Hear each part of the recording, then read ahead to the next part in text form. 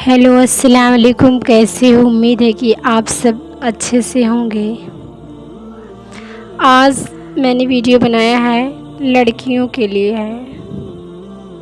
खासकर गर्ल्स इस बात को ध्यान से गौर से सुनी, क्योंकि ऐसे ही अंधाधुन हम शादी कर लेते हैं बिना सोचे समझे, बिना जाने सुने। कैसे ससुराल में रहना है, कैसे मैनेजमेंट करना है, कैसे शौहर को खुश रखना है, कुछ नहीं सोचते।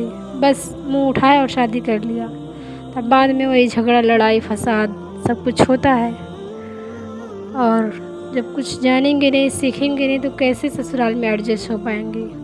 सबसे पहले हमें सोशल मीडिया का ज़माना तो है ही, तो हमें थोड़ा मोड़ा जानकारी ले लेना चाहिए कि किस तरह से हमें रहना है, किस तरह से हमारे लाइफ पार्टनर के साथ अच्छी और खुशगवार ज़िंदगी गुजर सकती है, और कैसे हम वहाँ खुश रह सकते हैं। तो मैं 8 बातें आपको बताऊंगी, प्लीज़ ध्यान से सुनना। सबसे पहले, ससुराल में हर एक को खुश करना मुमकिन नहीं, बस अदल और नरमी अपनाएं। हर एक को आप खुश कर सकती हैं, कोई वो नहीं है।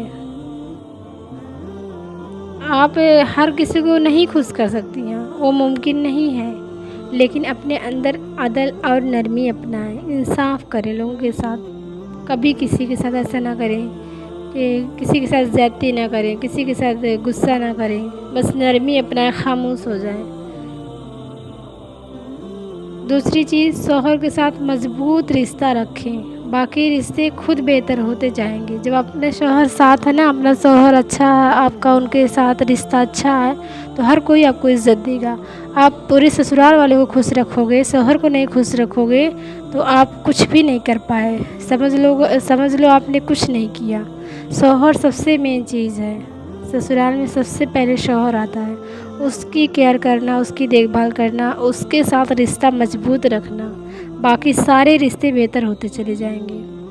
तीसरी चीज़, हर बात पर जवाब देना ज़रूरी नहीं है। खामोशी कई जंगें ख़त्म कर देती हैं, कई लड़ाइयाँ, कई मनमुटाव, कितने झगड़े खामोशी की वजह से ख़त्म हो जाते हैं। बात बहुत आगे चल जाती है।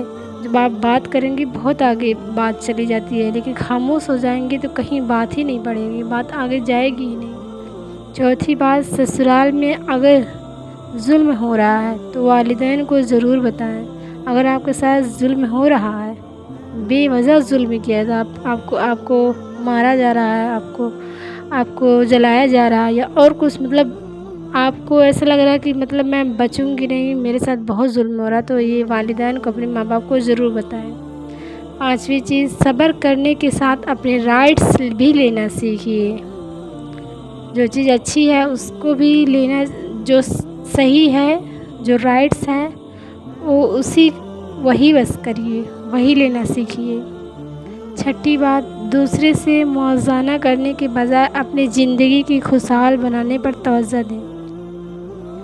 दूसरा क्या पहन रहा, क्या ओढ़ रहा, कई लड़कियां होती हैं उसको क्या कहते हैं, दाजा देती हैं, बोलती हैं वो तो ऐसे खा पी रही, वो तो ऐसे कर रही है, वो तो उसका शौहर इतना मान रहा, इतना वो कर रहा। इन सब पर ध्यान नहीं दो।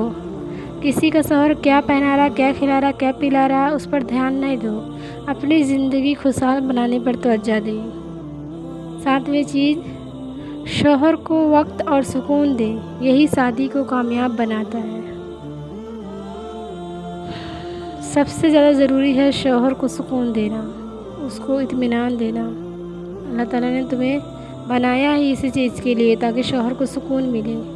तो प्लीज़ अपने शौहर को बहुत ज़्यादा सुकून दो। वो दिन रात थका हारा आता है सिर्फ तुम्हारे लिए क्या कहते हैं, वो कमा रहा है, तुम्हारे बच्चों के लिए कमा रहा है। सब कुछ वही ज़रिया बनी है, जो कुछ तुम्हें मिला ससुराल में, सब शौहर ही ज़रिया बना है। आठवीं चीज़, हर बात मशवरा ना दें, जब मांगा जाए तभी राय दें।